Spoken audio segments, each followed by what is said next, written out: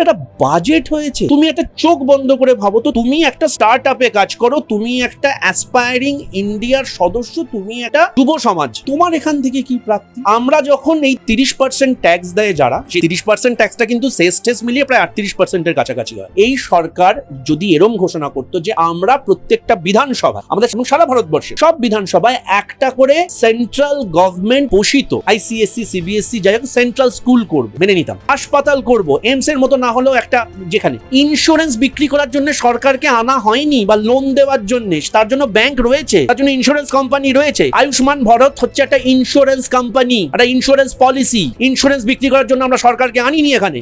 সরকার দরকারের পাশে থাকে। রেল, আজকে বন্দে ভারতকে আনবার জন্য বনগা লোকালকে ভাবা হয় না। তুমি বলো তো, বছরে 365 দিনের 350 দিন কিন্তু তুমি বনগা লোকালে যাও, সেই বনগা লোকালটার সিগন্যালিং ব্যবস্থা নিয়ে একটা কথা বলেছে, এবং সেটা আমার রাজ্যে বলেনি, তা নয় কোনো রাজ্যে বলেন। এটা সমস্যা।